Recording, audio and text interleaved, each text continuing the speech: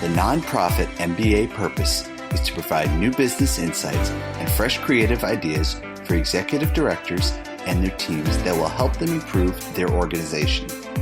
Here is your host, Stephen Halasnik.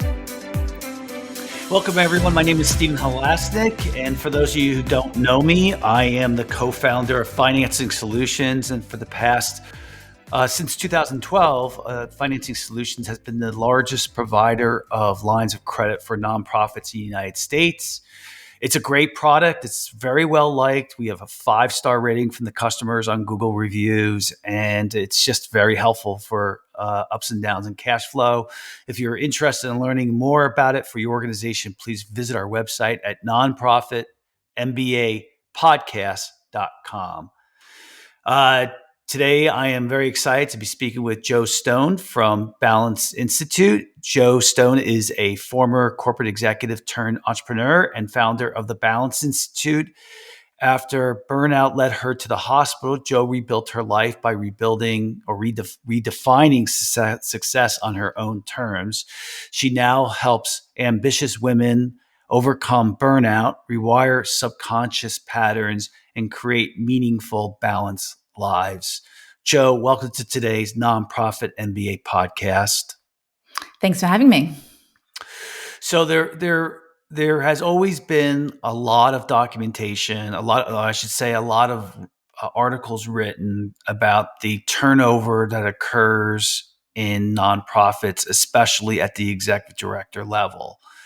And so, when Joe and I hooked up, and I could see a little bit more about what she was, which is usually the case. Sometimes when I see a good guest, there's certain topics or things that they are talking about that I think is relevant to my audience, and I definitely thought this was one of them. And I've done now 450 so podcasts, and I can just always tell when something's going to resonate really well. And especially nowadays, we're recording this on March 12th of 2025.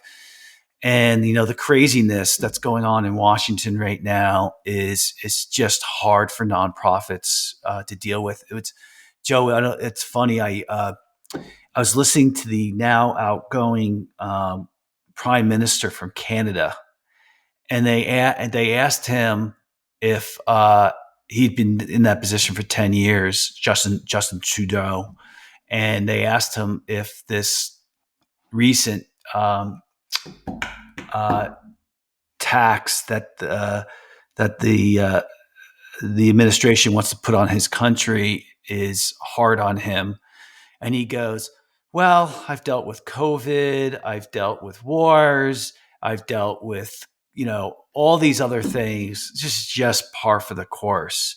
But to me, it looked like the man was burnt out. And, sometimes there are signs that are just so obvious. So when you saw this in yourself and when you see it in others, let's take the basics of what are the telltale signs of burnout. Yeah, great question. And as you said, executives, particularly in nonprofit, are particularly susceptible to this, with often fewer resources, a huge amount of purpose and passion behind why they do what they do. So the number one symptom of burnout, you would say, is just a feeling of exhaustion that doesn't go away no matter how much you sleep. So burnout is a spectrum, like many things in life. And unfortunately, what tends to happen is individuals are in a state of burnout, but particularly executives actually fall into high functioning burnout. So they just assume that being depleted, being exhausted, feeling like they're running on fumes is how they're meant to feel, or because they have a big job and perhaps a family or people they care for, that just comes with the territory. And it's not the case. So as well as a permanent state of exhaustion, burnout usually is indicated by almost a lack of joy in life. So just everything feels hard, everything feels like a battle, and there's no room for joy or fun or playfulness or meaning. So it often comes with a feeling of emptiness or hollowness, even when you get something great. Yeah, in summary too, a lot of things I've read is like it's when you used to enjoy something and you no longer enjoy it anymore. Mm-hmm. Or when you really, like you said, like you really have to motivate yourself to get into something. Um, so, so do you find that your clients, because you coach people on Mm-hmm. this, is that correct? That's right. Uh, tell me what the first couple, tell me what the first call is like when you speak to someone you're going to coach. Yeah, the first call is usually them bringing in awareness to what actually is going on because they tend to have normalized feeling this way because all their colleagues feel the same way and their friends feel the same way. They know it's not how life should be, but they don't know that there's a way out.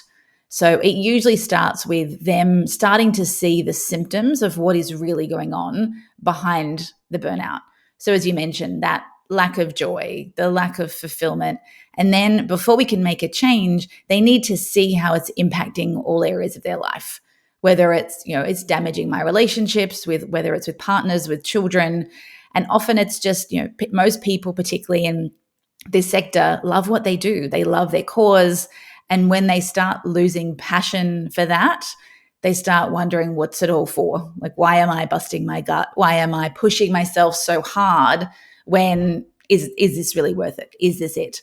So it starts with a really strong analysis of what has been going on, what are the implications, and then very quickly we dive into what actually are some of the root causes that are going on here.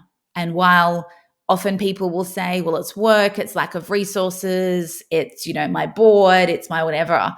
Usually 95% of the time, yes, environment plays a role in burnout. However, the vast majority of factors are actually personal. When you are getting those first calls, do they recognize already that they're in burnout, or are they calling you because they're like, I'm not sure what's going on with me? Burnout has become a very common term Mm. at the moment, and there's many studies that suggest, depending on the data, anywhere between 40 and 80% of executives are feeling burnt out. So it's become very well known. Unfortunately, people just accept that once you become an executive, it's just a matter of time until you burn out, and it depends on how bad. I mean, I get people that call me and say, "Look, Joe, I'm feeling burnt out. I don't know why I'm doing this anymore. I'm just waiting until I get to hospital and then I'll get a break." So they're, in essence, waiting for something to happen. And often, when it comes to big change in our life, to actually do something about this, we say only about 10% of change happens voluntarily. Usually, people come to me when we say one of the 3 Ds has happened, and this is to either them or someone close to them. That is either divorce or the threat of divorce, disease, body starting to fall apart, or death of someone close to them that has made them reassess. So usually we have to be forced into change by one of these. But there are some very special people who can see these things on the horizon, who feel their body breaking, who can see their relationships fracturing and decide that they don't want to wait until it gets to that point to actually do something about it. Well, also, at the end of every podcast for 350 podcasts, I've always ended it by talking about people taking care of themselves first to avoid burnout. And so there are those people out there, and I would tell you I'm one of them. I'm 60 years old, but I've never had burnout. And the reason being is I've always been so cognizant that potential was there. And so I always made sure I took good care of myself. So so hopefully today, you get people learning how to take care of themselves first, and then they can help their cause, their family, their friends, and their employees. Um, so, I have to ask this question: has there been times when you could see that it wasn't either just burnout or that there was really a psychological problem with that's outside of burnout? Either the person's chemistry was off because of an imbalance in their, their body where medication would help them, that it's more than just a burnout thing. It's, and I have no stigmatism. I went onto medication once, for a terrible, situation. It worked great for me. I'm just curious, when you're doing these calls, are there times when you say there's something bigger here than just burnout? It depends on the circumstances, but there are people whose behavior that is driving burnout can often come from deep trauma or childhood wounds that are now, something's triggering them. They're now becoming so big that they have to be dealt with. And whether that requires them to go to therapy for a more specific topic, whether something's come up, we can often see people almost have, you can call it sleeper trauma, where they've got things from their past that have laid buried and they've got a range of coping mechanisms to support themselves. But perhaps they had trauma as a teenager and now their children are hitting the years that their trauma was activated, and they almost can go off the rails out of the blue. It can start to come. So we can often see people who didn't think they have any trauma, who thought they were fine, suddenly get heavily triggered and almost become unable to cope, or the trauma becomes so big that all the coping mechanisms they've used to deal with it aren't appropriate anymore, and they start descending, whether that's into, I guess you would say, some high functioning coping mechanisms, things like perfectionism and procrastination, and people pleasing, particularly for women, can be a really big one. Or sometimes it can become incredibly dysfunctional, whether they become angry, they lose track of their emotions, they become combative, or they become withdrawal and distant. So usually in that case, we will refer someone to a medical professional, say, you need to seek advice from a doctor. We also see people who get to such a state of burnout that it's no longer, it's always a psychological issue, but it can become a very big physical issue where their body stops functioning. And we say, you need to get yourself to a doctor, because yes, we need to deal with some of your behaviors. We need to deal with some of the psychology and your mindset that sits behind you. But right now you've got nothing in the tank. You're completely unresourced and your body is sideways. So you need to get yourself some medical attention to get functioning better, so that you've got the energy now to do the mindset work that will stop this pattern continuing. But we've got to get you right physically first. Yeah. Be right physically, particularly for women. Hormones and perimenopause can have a really, really big impact on a woman who is otherwise very competent executive and suddenly stops sleeping, can't control her emotions, becomes irrational, gets brain fog. And everybody wonders what on earth happened to Susie, because she was an amazing rock star. And seemingly in the space of 6 months, she's gone backwards. And often health issues can cause that. Yeah, and that's what happened with me. Was I wasn't able to pull myself out of it. I had tried meditation, and I have a great therapist. I lost my wife unexpectedly, so that's what happened with me. And I tried all, really working the problem from a variety of different angles, and then finally I wasn't making any progress, and I was getting deeper, and finally, we knew, my therapist and I knew, that the medication was there as a alternative. And finally, we went through the steps, and then I decided to go on medication, and it really helped. And then I, went off of it in 9 months. I wasn't against it. I just wanted to make sure that I had tried other things too. And everybody handles it differently. Some people just want to go on it real quick, and that's fine. But it shouldn't be a taboo. It should be something that's important. But burnout's a separate system too. Tell me a little bit of a separate issue. Tell me a little bit about if someone's coming to you and they have burnout. The first question I want to ask you is, what are the top 3 things that you really try to work with them on?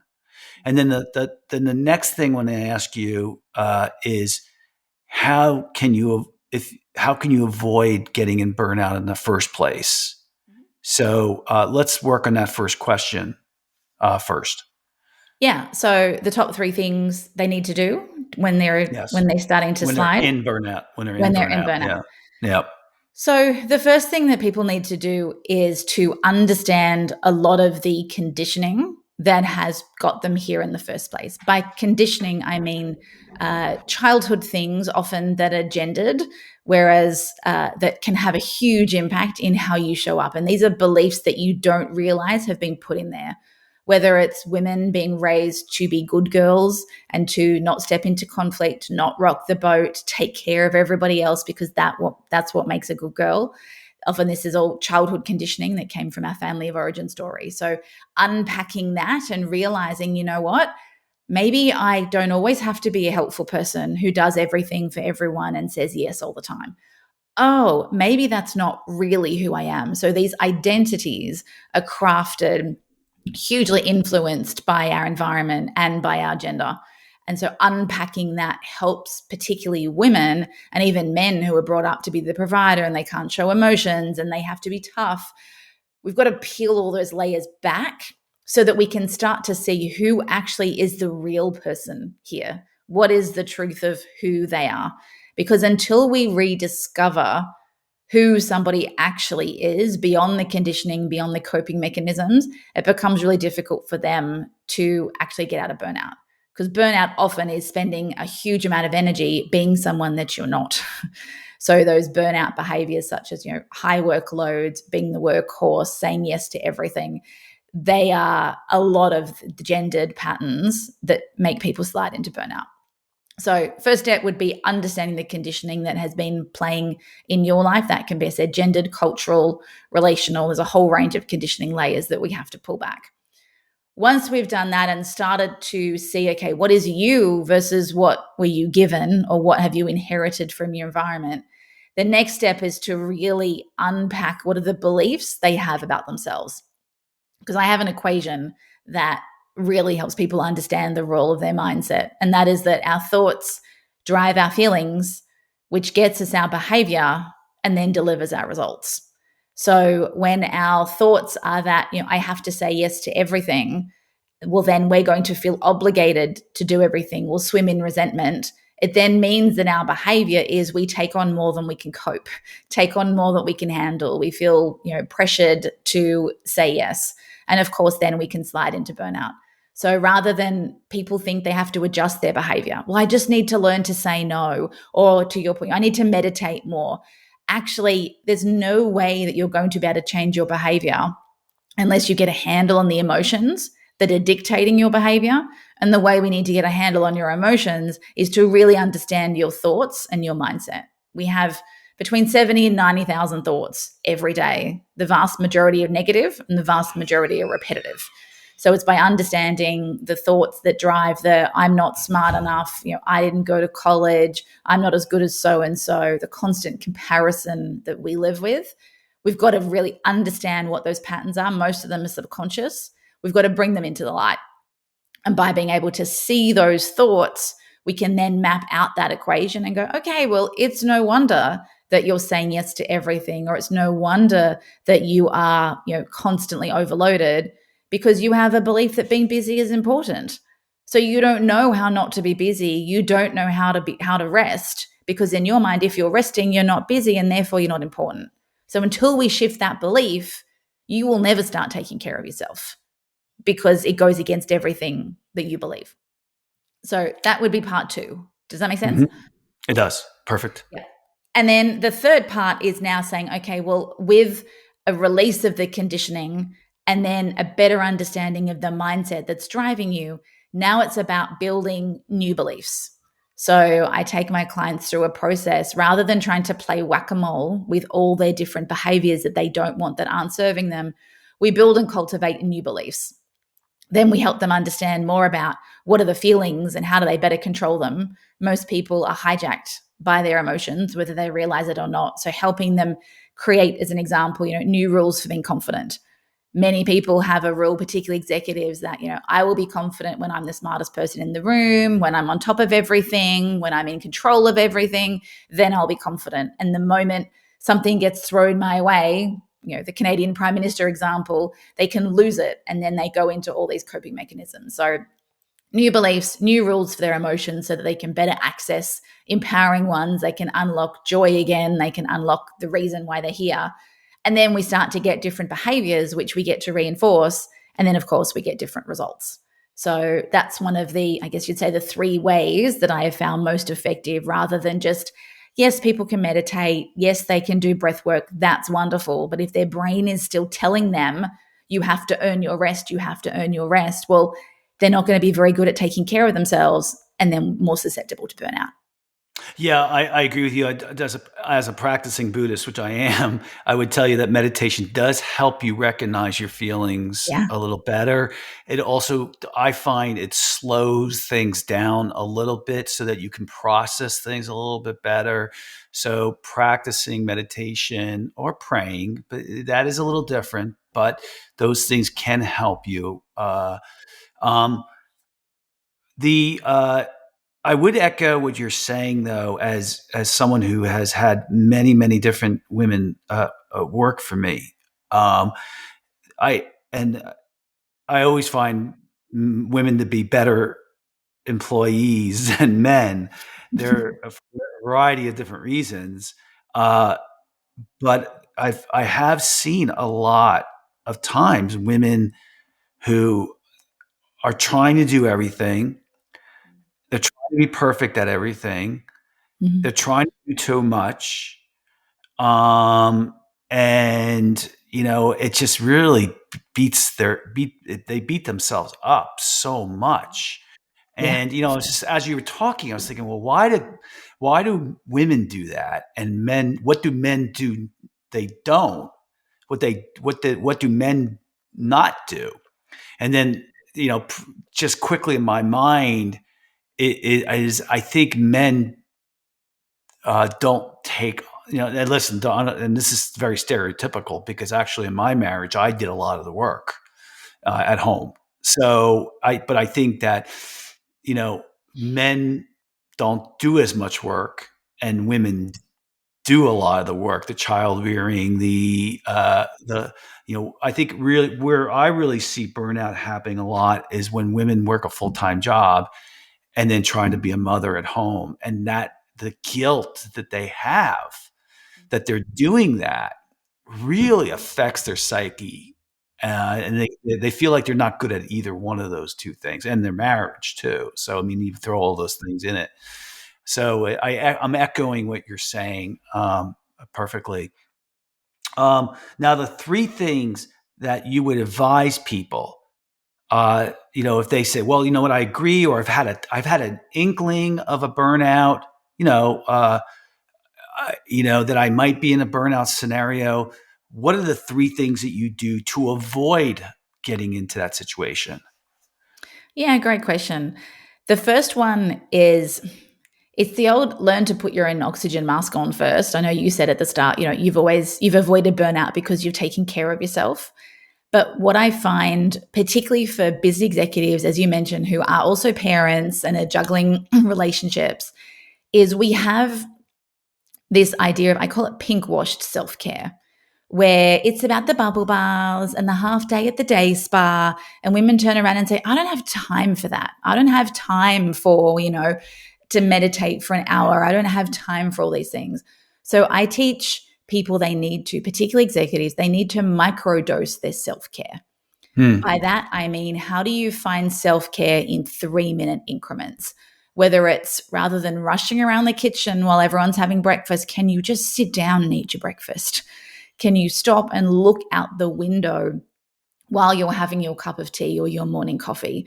So it's really learning, and the science behind this is learning to regulate their nervous system, actually giving their nervous system time, rather than, I say, rather than going to the buffet once a month and having a half day off on the weekend to recoup and recover. How about we just give you a whole range of little snacks, and your nervous system can then actually stay regulated, rather than getting to the point of collapse or explosion. And then you need this huge detox in able to cope. So the first piece is learning to snack self-care. And the reason this works well for busy people is, well, the time part is obvious, but it also helps get through the guilt.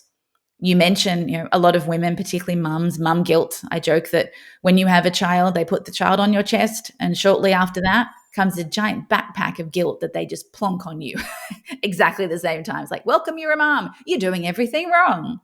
And fathers, I know, can feel that too. So learning to understand where that guilt comes from, the microdosing of self-care allows you to not feel guilty for sitting down to have your toast.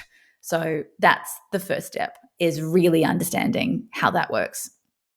The second piece is beginning to embrace the emotion of curiosity.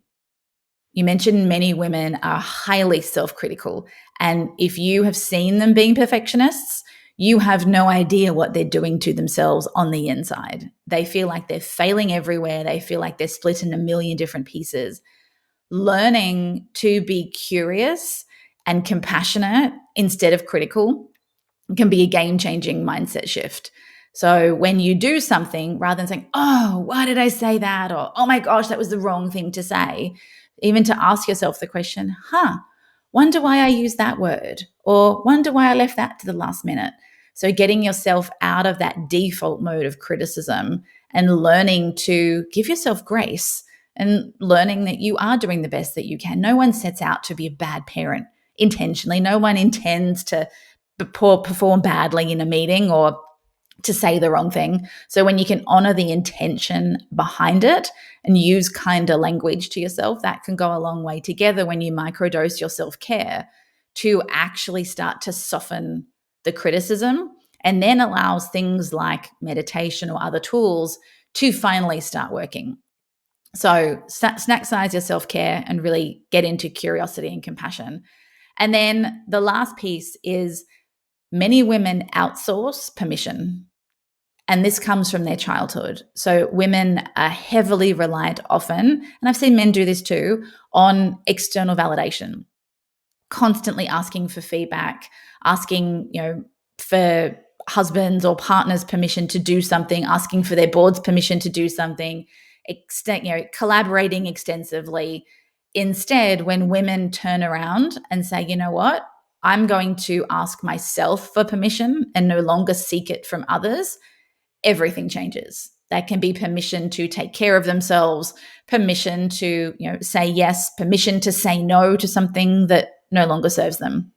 So turning that around and going from default mode, asking for permission and validation from others, to seeking it from within and almost acting first and apologizing later, will also be a huge shift. And we see this in the boardroom. I see so many senior executives who won't take action unless they get everybody from the teams buying. No, hang a second, you're the boss.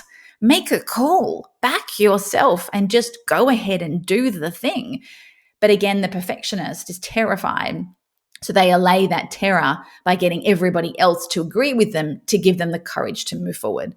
But the moment they take that courage for themselves, which takes work, it takes a lot of breaking free of that conditioning, they will find that they give themselves permission to move imperfectly.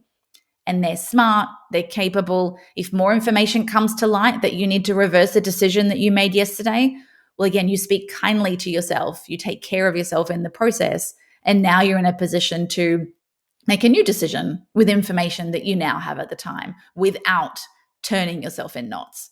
So that seeking permission is a huge paralysis that stops many women either stepping up into leadership in the first place because they're waiting to be shoulder tapped.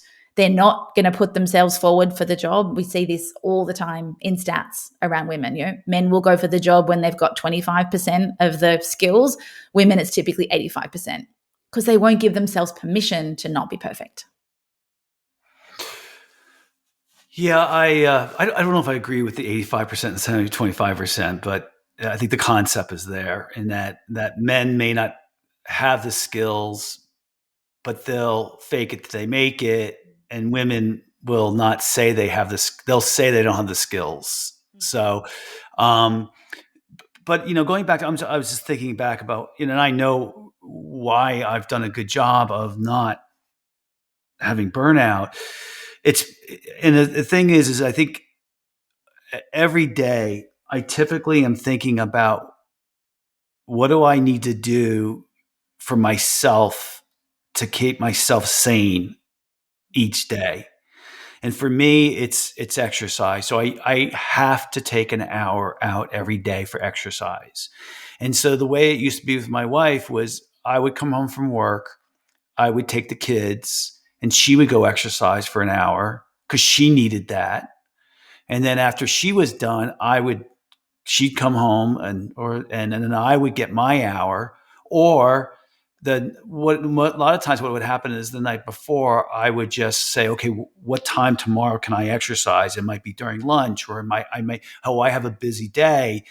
I'll do it in the morning. But it's not the process of the exercising is the key here. What I'm saying is what I found, it was the fact that I thought about myself first and work second. And what I realized too is my priorities in my life used to be being a great father, being a great husband, being really good at my job, continuous learning, and giving back. I'm sorry, I forgot. The third one in that was health. And over a period of time, what I found out was I can't be a good father. I can't be a good husband. I can't be a good at my job. I can't continuously learn, and I can't give back if I don't have great health. So I moved that to first. And what that meant is every day, what was my priority? Well, I got to find a time today to work out or exercise or play tennis or whatever I wanted to do. And then the next thing was, okay, how can I help being a good father here, a good parent? The next one is, okay, how can I be a good husband? And then the next one, of course, was, okay, now, then the funny part about that was, sounds like it's imbalance, right? Like, okay, so that was my mission, is to be in balance my whole life. What I found, what was interesting, was that when things are going good at work, the rest of my life went well. So unfortunately, work takes up a lot of, whether you're doing well or you're not doing well, things going bad at work, then it tends to rub off on you being a parent, a husband, a spouse, or those other things. It was just something I observed. And maybe that helped me a little bit. Like you said, one of the steps is to pay attention to yourself, right? Maybe by me paying attention that work has had such an influence on me, it helped me realize, hey, that's just work. I got to be a good dad and a husband too. So any comments on what I just said? I think work can have a really big flow-on effect simply by virtue of the number of hours that we tend to spend there. If you're working full time, it's 40, Yep. 50, 60 hours of the week. And Yep. so if work gets really busy all of a sudden and you're asked to put in more hours, well, that has to come from somewhere, because we all get the same 168 hours a week. So it can be very easy for work to steal from personal time or personal life, and then everything else has to shuffle around that. But I love the way that, you had this revelation that your health comes first. And I find that, again, due to conditioning, many men have that idea. It takes women a lot longer, and it takes women to actually have a supportive partner who is willing to say, hey, when am I going to get mine in? When are you going to get yours in? Whatever that is, as opposed to, there are many women whose partners wake up and go cycling in the morning, leave them with the kids, play golf on the weekends. And I think, hang on, when did you become a 1950s housewife? Meanwhile, you're an executive working full time. Like, this is not going to work for you. Yep. So, a lot of women also are conditioned to, essentially, it's, how are the kids? They're the emotional heartbeat of the household. So they're very aware of where are all the kids at? Where are they at with their conflict with their friend? Where is their diet at? Okay, where's the partner at? Where's work at? Where are all my colleagues at? And they have this extensive radar hypervigilance that is constantly going, oh, how's the dog going? The dog needs to go to the vet soon. Or the dog's limping a little bit. So they're so exhausted from this constant radar of every person around them, they forget to put themselves in the center of the radar. And it's very, very easy for them to fall off. That pattern typically kicks in when they first have kids. because there is a newborn that is completely reliant on them, and their focus biologically makes sense for survival, goes completely onto the newborn, and they will put their own needs second ahead of the newborn. But no one ever tells a woman after a little while, okay, switch back. The kid's no longer going to die. You've done a good job. Now let's make sure that you're healthy. To your point, if you don't have your health, if you don't have your energy, you're no good to anyone. But the conditioning that makes it this harder for women is that being selfish is often thrown around as the biggest insult. And no woman ever wants to be considered selfish because that's been conditioned into them. So they feel that if they're a bad person, if they take care of themselves, because they've been told they come last. So we've got to reverse that, help them see that conditioning, help them have the same mindset you do, that when I'm great, everybody wins. That is not a bad thing. I want my kids to have the best version of me, my team, my colleagues. So we make that mindset shift, and then suddenly taking care of themselves, exercise, eating well, now can become a possibility because they have the belief that they're worth it. I'm laughing because 3.5 years ago when my wife passed away, I have a 12-year-old at the time, and now he's 16. And then I also have a 24-year-old who was 21, but he was at college. So I became the sole parent, and it was funny because the things that I see that would get my wife Gina upset, and I'd be like, oh, that's no big deal. Don't worry about it. I was getting upset over because I was spending all this time with my kids, because I'm lucky enough to work home from home. So, I became a 100% full-time parent, and now you kind of get pulled in. And now I'm like, oh, I feel a little bit more bad that I yelled at her, about something. And, sometimes it's good to have somebody on the outside with perspective, but now, I know she's looking down at me right now saying, see, I told you, I told you so. Yeah, I told you so. And I'll be like, you're right. So, I think it was a great conversation. It's kind of all the time we have for today. It's a topic that's kind of near and dear to my heart because I think it's important. What's this all? What is this all about? Believe me, at the end of the day, let's say you're retired, you're not going to remember all about the work you did. You're going to remember the kids and your husband or your spouse and all these other things that are really, really important. And, getting burnout just sucks. And it doesn't allow you to be present with the people who really matter. So I'd like to thank so very much Joe Stone from the Balance Institute for coming on today's podcast. And if you like today's podcast, please feel free to share it with a friend. You'll probably be helping them. And also subscribe on your favorite podcasting app. We're in the top 1% of the most listened to podcasts in our space. Nonprofits. And, it's something that I love our guests. I think, Joe did a great job today. And if you like our podcast today or any other ones, please give us a 5-star review. It helps us get the word out. And of course, if you're looking for a line of credit for your nonprofit, please visit our website at nonprofitmbapodcast.com. Joe, if anyone wants in touch with you, how would they go about doing that? 2 best places are, I have my own podcast too called Balance and Beyond. So if they resonated and are feeling burnt out in any way or on that quest for balance, they can find us on all podcasting platforms.